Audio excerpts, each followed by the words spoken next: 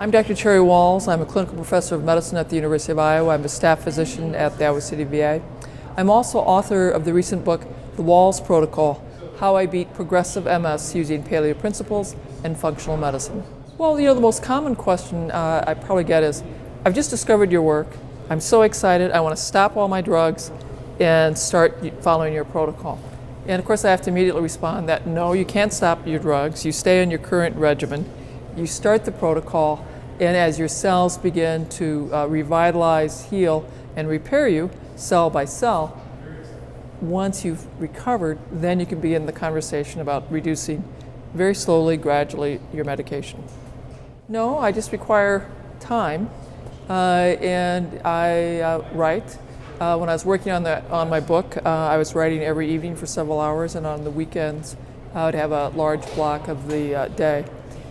Just a consistent pattern that you're going to write, and I would allocate usually 2 to 3 hours at a time. So that's not a phrase that I cut, but one of my professors told me, if you're going to write a paper, the best way to prepare is to schedule yourself to give lectures on that topic. And so because since my recovery in 2008, I've been lecturing the public, giving medical lectures, I've been talking about this concept. So the writing flowed really very easily. Another thing that was extraordinarily helpful, Professor Bill Bean taught me, at the end of every clinical encounter, ask the patient what they learned and what they're going to do.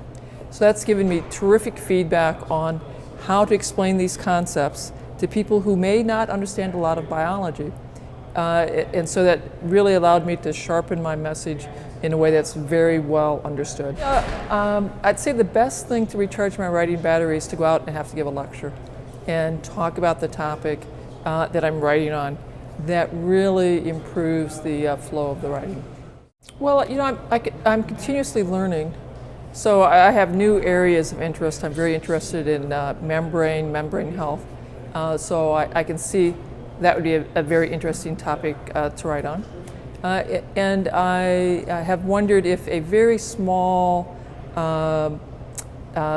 pocket guide on healthy eating and living might be very useful to distill my message into something that's even briefer and more focused for people.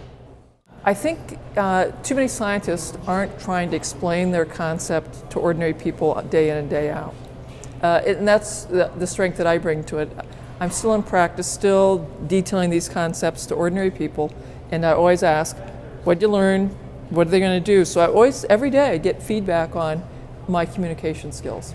And that's why I think I am able to write so clearly for the public. So I have a process. I try very hard.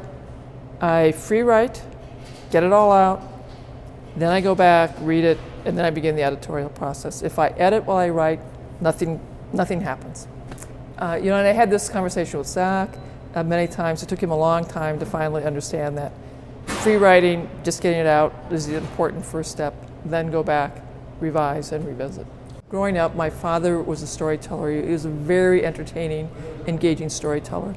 And growing up, one of the things that we did is we talked about family values, and we did a lot of storytelling in that family value conversation. So Zach grew up in a family that valued the art of storytelling, and that teaching and learning is all through, most effectively, through a story that engages the heart. And so it was lots of fun to see him write and elaborate on that fine art of storytelling. Well, writing is absolutely spiritual and healing. We have thousands of research studies that have examined writing about the challenges that you're facing in life. That's the only prompt. And then we can measure the change in immune function, the change in health outcomes, and those who are writing about the questions they're facing in life versus those that are just writing some expose. There's measurable differences in immune function, measurable difference in quality of life, measurable difference in healthcare expenditures. So writing is healing, it is spiritual, and it gives us an opportunity to really reflect on our challenges. And in that process of writing, when I told my patients, I just say, write in ink, free write, never correct, you don't have to read it. that active writing, that free writing, allows us to revisit challenging circumstances and have a much deeper understanding that is more meaningful and puts us more at peace, allowing healthier immune function, healthier quality of life status. Who is a writer? We're all writers.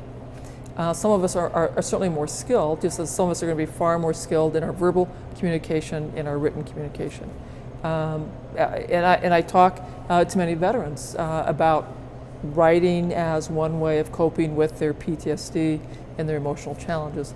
And I try to reassure them, they don't have to be a great writer. They just need a pen and some paper and to express themselves.